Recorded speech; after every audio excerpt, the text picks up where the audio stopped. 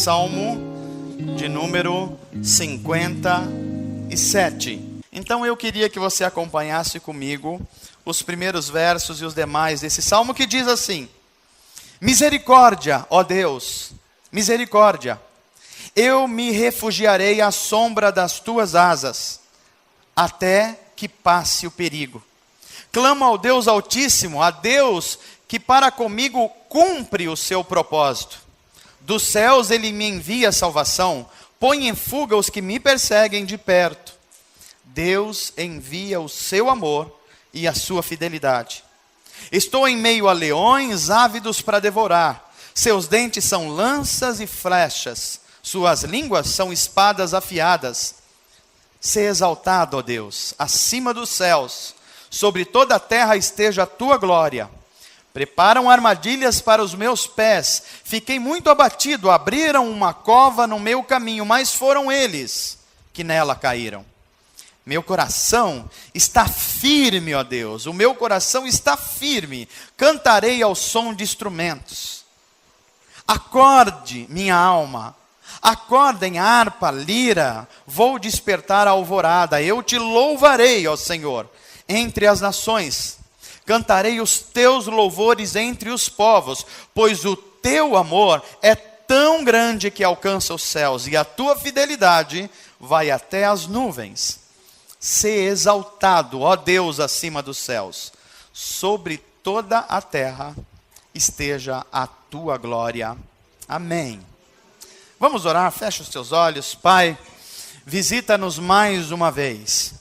Que o teu Espírito Santo traga o bom óleo de cura e passe nas nossas feridas, passe naqueles locais mais doloridos do nosso coração, da nossa alma. O Senhor é aquele que sempre traz uma palavra de consolo, de alegria e de refrigério para a alma. Nesses primeiros dias do ano, eu oro, Senhor, para que nossos corações sejam tocados com teu bálsamo. Em momentos de crise, nós tenhamos esperanças que vêm do Senhor. No momento de desafios, a tua palavra vai ser como um farol para nós. E nós vamos andar em segurança, porque é essa a tua palavra para nós e a tua promessa. E nós confiamos cabalmente nas tuas promessas. Que o teu Espírito Santo as confirme no nosso coração, em nome de Jesus. Amém.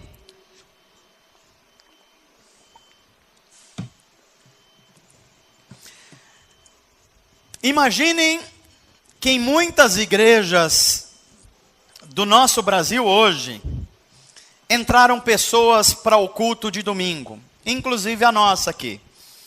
Imagine pessoas que chegam aqui na igreja, e elas chegam que nem elas mesmas sabem muito bem como chegaram. Elas foram tocadas por um impulso, elas foram tocadas por um desejo que não era muito natural delas, mas elas sentiram impelidas. E essas pessoas entram nas igrejas, e elas sentam numa cadeira, provavelmente num canto de um auditório, e elas ficam ali refletindo sobre a vida delas, a vida das outras pessoas. Imagine uma pessoa que tenha cometido muitos pecados durante a semana, inclusive no sábado à noite. E ela chega na igreja assustada com ela mesma, porque ela falhou de novo. Elas chegam na igreja culpadas, porque elas sabem que não está vivendo o melhor da sua vida, o melhor da santidade, mas elas chegam até as igrejas. Elas chegam também em casas solitárias, ou melhor, na igreja solitárias, porque não é todas as coisas, ou não são todas as coisas com as quais elas podem compartilhar. Muitas igrejas no nosso Brasil, nesse momento, estão com pessoas assim. Muito provavelmente nós também. Essas pessoas chegam assustadas, culpadas, solitárias, e ao chegarem falar assim: Deus, fala comigo. Deus, mostra-me uma direção. Deus, eu quero sentir e experimentar se a tua misericórdia de fato se renova a cada manhã. Porque essas pessoas estão lutando, por exemplo, com um vício há muito tempo. Vícios mais visíveis, vícios mais ocultos que só elas e Deus sabem, elas estão lutando contra isso.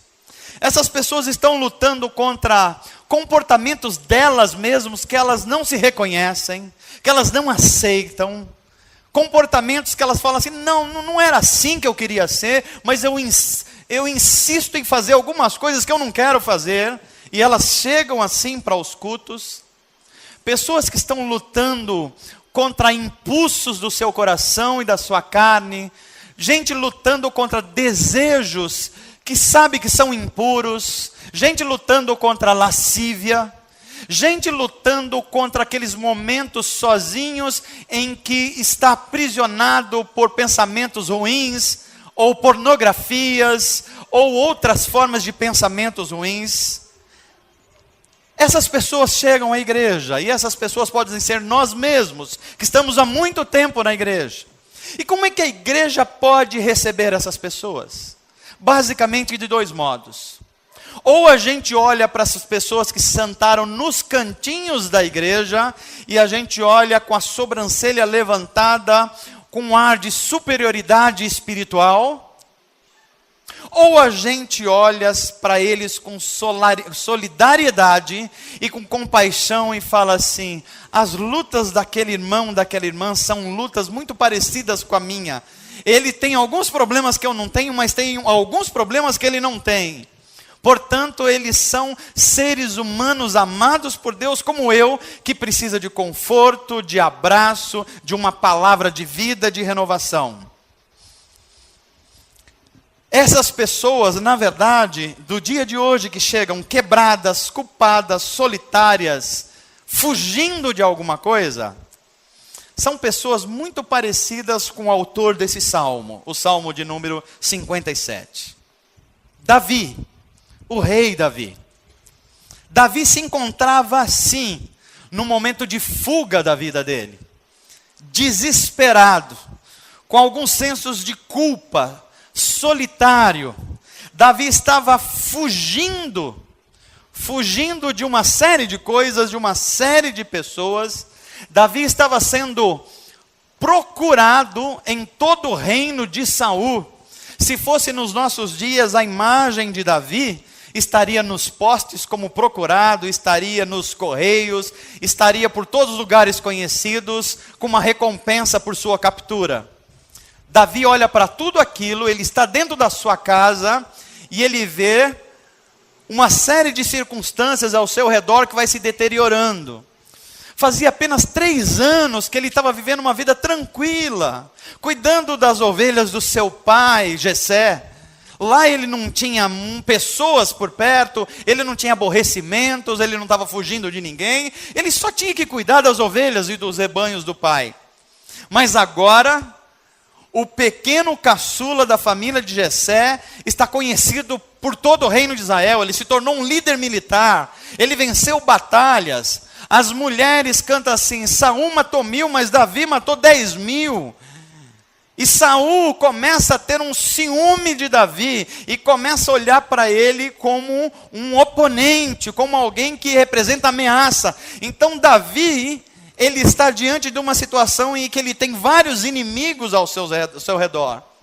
Os inimigos de Davi temiam ele, porque sabia que ele era um guerreiro espetacular, era carismático. Havia Jonatas, o filho de Saul, que tinha uma amizade assim das mais profundas e uma das mais belas da Bíblia. Davi e Jonatas, ele amava Davi mesmo que o pai Saul o odiasse. Tinha também Mical, que era uma das filhas de Saul, que havia se casado com Davi, porque Davi tinha vencido muitas batalhas e ganhou esse casamento do rei. Mas Davi tinha perto dele também um rei chamado Saul, que o odiava. E esse rei nutria um ódio tão grande, que ele tentou por 6 vezes matar Davi. 6 vezes. E na 6ª vez, Davi não aguenta mais. Ele está pressionado por todos os lados. E ele vê a sua esposa em casa, os seus filhos, mas ele fala, eu tenho que fugir. E Davi me vem à cena aquela imagem de um pai que vê a sua esposa que tem que deixar, os seus filhos, ele está correndo porque tem gente querendo matar ele está olhando para trás, vendo tudo que ele está deixando, e um monte de pensamentos está passando na cabeça de Davi, porque ele foge. Mas Davi foge para onde? Para onde é que ele pode ir no momento desse? Ele não pode voltar para Belém, onde está a sua família, com o seu pai Jessé. Porque voltar para Belém significa colocar a família em risco de morte também. Ele não pode ficar na casa da sua esposa Mical com seus filhos, porque ele vai ser achado por Saul. Ele não pode fugir para as outras nações de lado, porque Davi havia vencido essas nações em batalhas, e tudo que eles queriam era ter Davi sozinho. Para onde é que Davi foge? Davi foge para onde fogem as pessoas desesperadas e em fuga. Davi foge para a igreja. Davi foge para o santuário de Deus. O capítulo 19 e 21 do primeiro livro de Samuel vai contar essa história para a gente. Quando Davi percebe que não tem para onde fugir, ele foge para a igreja. Ele foge para o santuário, ele foge para uma cidade chamada Nob, que é uma cidade onde tem vários sacerdotes. E ele caminha para essa cidade que distava uns 2 quilômetros de Jerusalém. E quando ele chega numa cidade, os sacerdotes ficam tremendo de medo. Porque Davi tinha uma fama de guerreiro. E eles ficam olhando o que é que um guerreiro do rei está vindo fazer aqui na nossa cidade que só tem sacerdote. Era um monastério. Tinha 85 sacerdotes na cidade de Nob.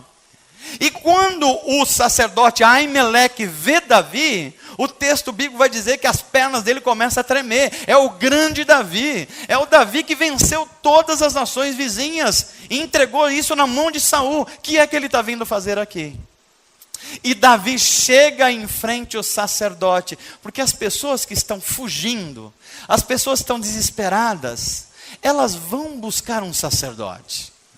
Elas vão procurar um representante de Deus. Elas querem ouvir Deus falar. Elas querem ter um refrigério para a sua alma. E quando eles chegam, o sacerdote tremendo diz: o que traz você aqui, Davi? E Davi, um fugitivo da vida, um fugitivo dos problemas, começa a contar uma primeira mentira. Porque as pessoas desesperadas, elas tendem a fazer qualquer coisa no momento de desespero. Pessoas, quando estão fugindo dos outros e de si mesmos, elas são capazes de encobertar a verdade. E é o que Davi faz. Davi chega em frente ao sacerdote e diz assim: sacerdote, eu tenho uma missão secreta do rei Saul. Ele me mandou aqui, é uma missão tão secreta que ninguém está sabendo. Ele não escreveu nada, ele não falou para ninguém, ele mandou eu vir aqui e eu estou aqui. Qual era o problema da fala de Davi? Ele não tinha missão secreta nenhuma. Saul, ao invés de ter enviado ele, estava querendo a cabeça dele. E quando ele chega e diz para o sacerdote: pois é, eu estou aqui, e o que é que você tem para mim? O que você pode dar de suprimento para mim nessa missão secreta? O sacerdote olha, fala assim: peraí, é Davi que está falando.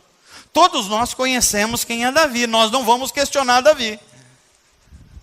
Aí o sacerdote Aimeleque olha para Davi e fala assim: Davi, nós não vamos questionar você, você tem autoridade, nós conhecemos você, só que nós não temos nada aqui no nosso monastério. Aqui é uma cidade de sacerdotes, a gente não tem dinheiro, não tem recursos, a gente não tem quase nada a não ser um pouquinho de pão que a gente tem aqui. Mas só que esses pães não são um pão normal.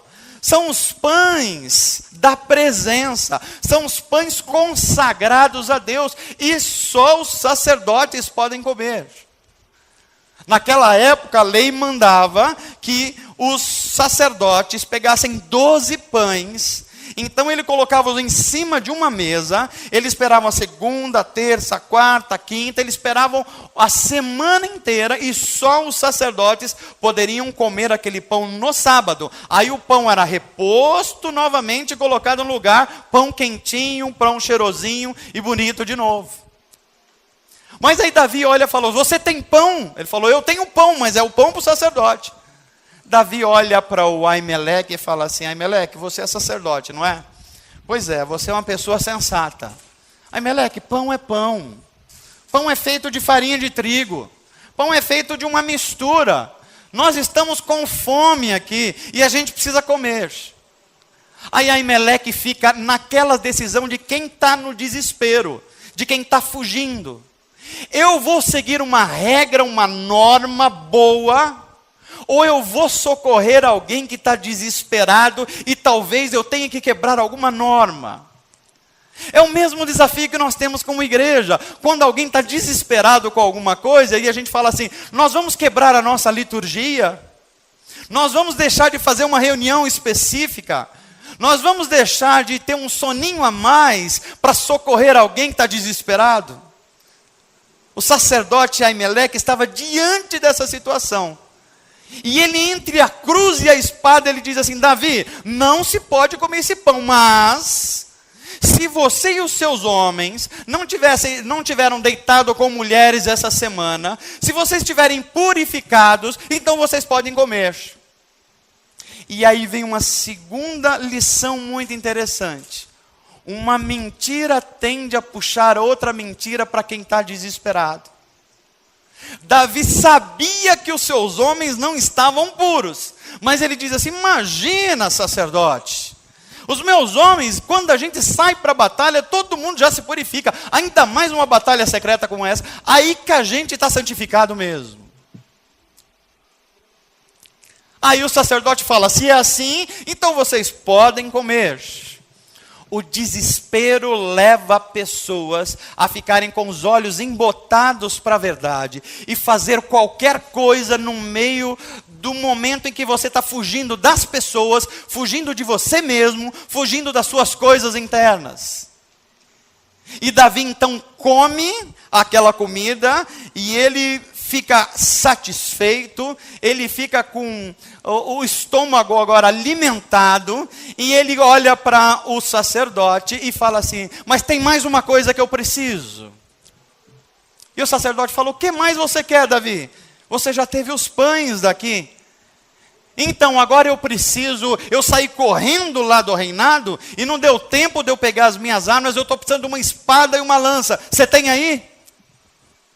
O sacerdote olha para Davi e fala, esse sujeito já fez eu quebrar as regras daqui. Eu já tive que dar pão dos sacerdotes para ele. E agora esse sujeito está me pedindo uma espada. O sacerdote olha ao seu redor e fala, Davi, nós não temos armas. Aqui é uma casa de sacerdotes, mas lembra aquela vez que você venceu o Golias? Lembro, pois é, aquela espada nós trouxemos para cá, e ela está justamente aqui, nós guardamos ela é um troféu de guerra para a gente. Isso é a mostra que o Deus de Israel estava com você, e nós guardamos essa espada. Serve essa espada, Davi? Ele falou, claro que serve, essa é a melhor que tem. Já derrubei Golias com ela, é essa mesmo que eu quero. E Davi agora tem o seu estômago com pão, dado pelo sacerdote, e uma espada na mão também oferecida para o sacerdote. Essa história de Davi é tão impressionante porque nós vamos ver a profunda marca de pecado do ser humano. Como os seres humanos são falhos, como os seres humanos são capazes de mentir no momento de desespero, como os seres humanos são capazes de ficarem com os olhos embotados para a verdade. Quando você está fugindo de alguma coisa, ou fugindo de você mesmo, você é capaz de botar um sorriso no rosto, mesmo que por dentro você esteja chorando. Você é capaz de dizer que você está bem, mesmo você sabendo que não está bem. Você é capaz de fazer coisas que assim, nem você acredita que faria. Pessoas fugindo e desesperadas são capazes de fazer uma série de coisas. Mas esse texto também mostra a infinita graça e misericórdia de Deus com os seres humanos. Porque no meio dos problemas de Davi, no meio das suas mentiras, no meio das suas fugas, Deus está atuando. E é assim que as pessoas chegam à igreja. Nesse domingo eu estou certo de que muitos de nós chegamos assim. E nós chegamos assim num domingo que aqui nós parecemos muito iguais. Mas cada um entrou com uma história. Cada um entrou com uma dor. Cada um entrou com uma expectativa. Cada um entrou e dizendo assim: já pensou se os irmãos da comunidade Atos conhecessem a minha vida oculta? Já pensou se os meus outros irmãos conhecessem o meu dia a dia? Pessoas desesperadas, fugindo das coisas, de Deus, de si mesmo. Era o que estava acontecendo com Davi, e era o que acontece todos os domingos nas nossas igrejas. Pessoas que estão buscando pão, nem que seja o pão consagrado, para que os seus estômagos sejam saciados e eles se sintam revigorados de novo, mesmo sabendo que eles não são dignos daquele pão, mas eles são capazes de qualquer coisa para que o sacerdote lhes dê um alimento, lhes dê pão, lhes tire a fome para que eles se levantem de novo e comecem a caminhar. Mas o sacerdote, além de pão, deu a espada. E eu acho lindo uma comparação que o pastor Eugene Peterson, uma interpretação que ele faz dessa cena. Veja, o sacerdote dá pão para Davi, ele se alimenta e se revigora. Mas o sacerdote também dá uma espada, porque Davi estava fugindo e teria que lutar contra os seus inimigos. E o Eugene Peterson vai dizer que é esse o papel que Deus deu para a igreja. Olha que coisa linda. Pão e espada. Espada e pão. As pessoas que entram aflitas, desesperadas, com medo, culpadas, elas não estão aguentando nem elas sabem que são pecadores, mas a graça de Deus é despejada, o perdão de Deus é ministrado, a cura de Deus é ministrada, e a pessoa então come aquilo e fala: Senhor, mesmo indigno, eu me alimentei do pão do céu nessa noite. É assim que as pessoas chegam e recebem pão, mas elas não recebem só pão, elas recebem espada. E o pastor Eugene Peterson vai dizer que a espada é aquele elemento que depois de Deus nos saciar, Ele coloca armas espirituais na nossa mão para a gente combater contra o inimigo. E é por isso que Deus nos trouxe aqui, trouxe você, talvez no primeiro domingo do ano.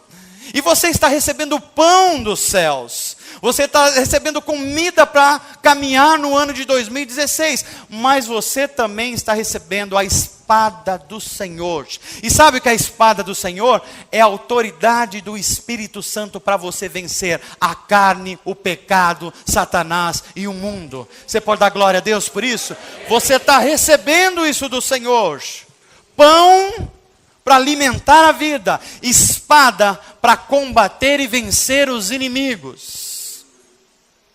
Quando eu olho essa cena de alguém fugitivo como Davi e desesperado, fazendo uma série de erros e equívocos, mas a graça de Deus vindo, perdoando e mudando a história e controlando a história da vida de Davi, eu me lembro de uma outra pessoa que chegou num culto também cabisbaixo. Um culto de domingo, numa igrejinha bem pequena, talvez só tinha 12 pessoas naquela igreja. Faz 2000 anos essa história. Um homem que tinha prometido seguir a Jesus até a cruz. Ele jurava que ele podia fazer isso. Mas ele descobriu que na hora H ele não foi capaz de fazer isso. Ele abandonou o amigo, ele não seguiu o mestre e ele se sentia o mais indigno dos homens, mas ele entra para o culto. Ele foi buscar o lugar onde Deus podia falar. Ele foi buscar o lugar onde ele seria abraçado. E ele entra numa igrejinha de 12 pessoas, há 2000 anos atrás, senta talvez num cantinho e fica lá com a cabeça baixa. E na mente dele passando aquela história: ele confiava em mim e eu falhei. Ele esperava que a minha vida refletisse a vida dele e eu falhei. Ele foi fiel comigo até o fim, mas eu não fui fiel com ele. Culpa, solidão, fugindo do mundo, fugindo dele mesmo, das suas culpas. O nome desse homem é Pedro. Ele estava lá no domingo. Já era o domingo em que na sexta-feira ele tinha negado. Era o domingo que na terça-feira anterior ele tinha dito para Jesus assim: mestre, eu vou seguir o Senhor até onde o Senhor for. Se todo mundo te abandonar, eu jamais te abandonarei.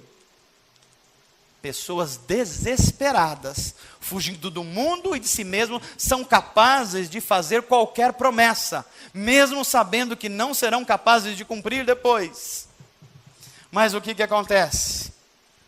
Esse homem entra para essa comunidade. Essa comunidade dá pão para Pedro. Estende a destra da comunhão para Pedro. Falou: Pedro, do jeito que você falhou, nós falhamos também. Do jeito que você abandonou o seu nosso mestre, nós abandonamos também. Então tem lugar para você aqui também. Você está fugindo de quem, Pedro?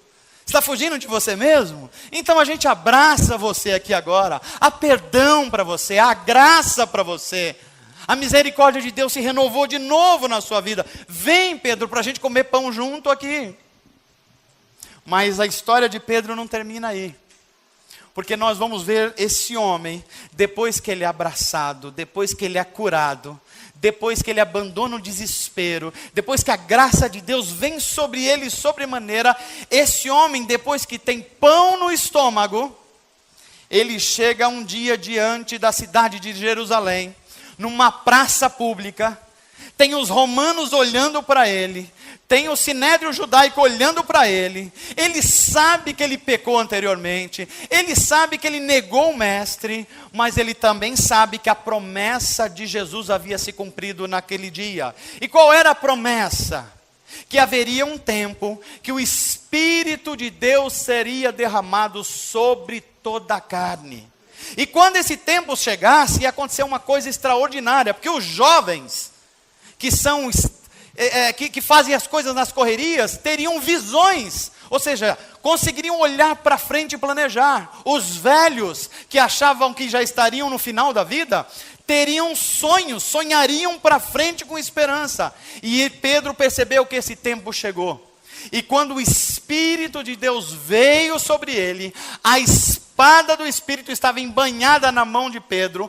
Pedro olha para todo mundo e com uma coragem extraordinária diz: vocês e eu, nós crucificamos aquele que era o Filho de Deus. Vocês e eu, nós matamos o Cristo que Deus trouxe para nós. Mas Ele trouxe pão para a gente. E Ele trouxe o poder do Espírito na espada do Espírito. E todos que se arrependerem terão a comunhão de novo restabelecida com Deus. Essa história de restauração da Bíblia de homens e mulheres, que talvez seja a história de muitos de nós aqui. Muitos de nós talvez estejam no primeiro culto do ano. E talvez você entrou nesse culto hoje e você falou assim: olha, para falar a verdade eu nem estava com vontade de vir. Para falar a verdade eu estou meio sem ânimo. Para falar a verdade, eu tenho uma vida que se as pessoas que eu conheço conhecessem, elas nem olhavam para a minha cara. Para falar a verdade, eu estou num momento que eu não estou só fugindo dos outros, eu estou fugindo de mim mesmo, porque nem eu acredito em algumas coisas que eu faço. Talvez você esteja na caverna de Adulão como Davi estava. Porque o texto de Samuel vai dizer assim, que Davi estava numa amargura tão grande, fugindo de tudo e de todos e dele mesmo, que ele vai para uma caverna, e na caverna só se junta gente ruim com ele.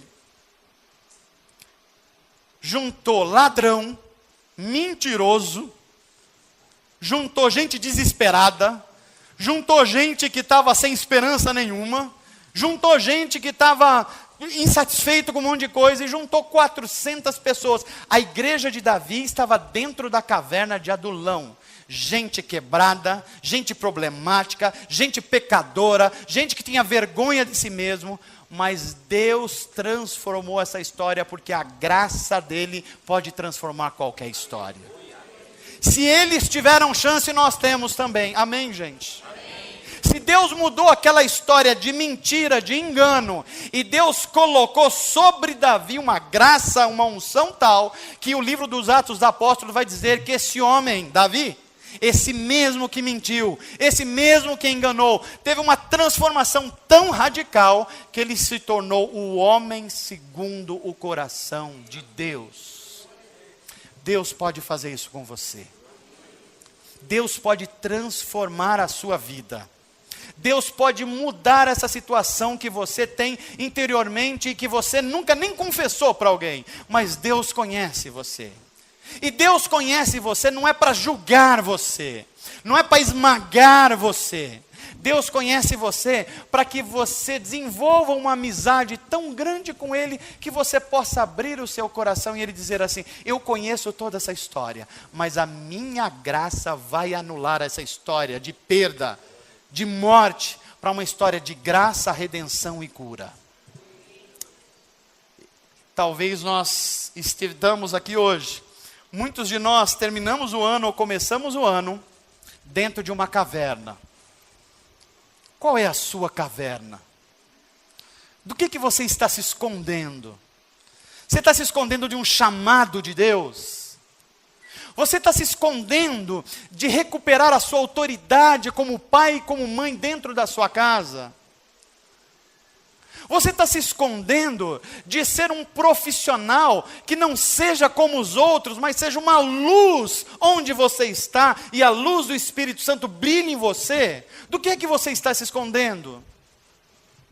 De ser uma mãe que de fato tenha confiança do filho, inspire o filho. Do que é que você está se escondendo?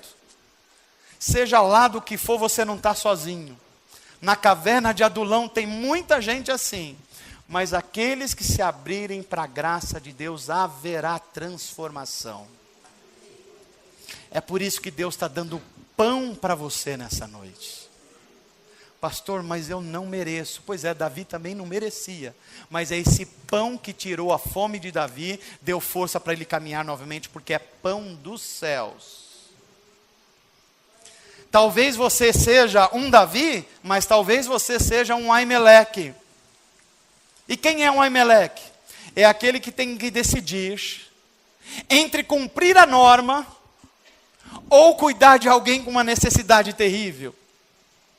É alguém que tem que interpretar a lei ou olhando para a letra da lei, ou olhando para o espírito da lei. Aimeleque teve esse discernimento. Ele não precisou descumprir a lei, mas ele entendeu o espírito da lei. E o espírito da lei era salvar um necessitado. E eu espero que Deus dê esse discernimento para mim e para você. Pastor, eu estou com um problema em casa que se eu ajudar, eu vou estar fazendo mal para a pessoa e para mim mesmo. O que eu faço? O espírito de Abimeleque precisa estar em você. Para você não precisar ficar olhando para a letra da lei, mas Deus revelar o espírito da lei para você fazer o que precisa ser feito. Amém, gente? Está diante de nós hoje pão e espada. Pão para alimentar a nossa alma. Todos aqueles que se abrem para Deus, há alimento espiritual para eles. Você crê nisso? Mas além do pão, Deus quer te dar uma espada. A espada do Espírito.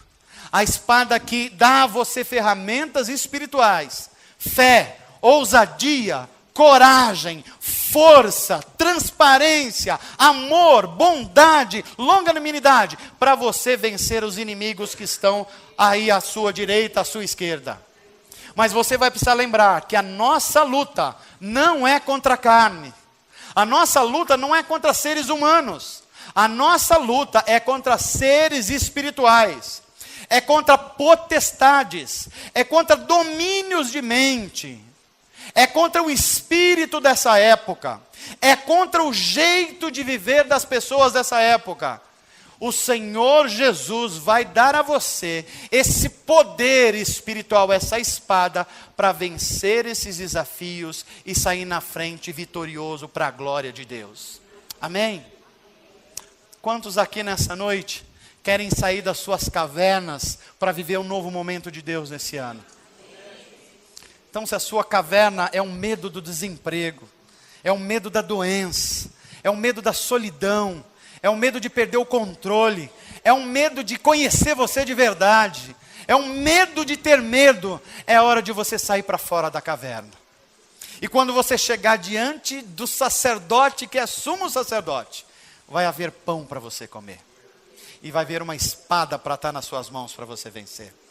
Esse é o desejo do meu coração. E eu oro para que 2016 seja um ano que a gente encontre o sacerdote de Deus à nossa frente, no poder do Espírito Santo. No meio do desespero, a gente encontre pão para comer. No meio das batalhas, a gente encontra uma espada para lutar. E ser vitoriosos no nome de Jesus. Que Deus abençoe você em nome de Jesus.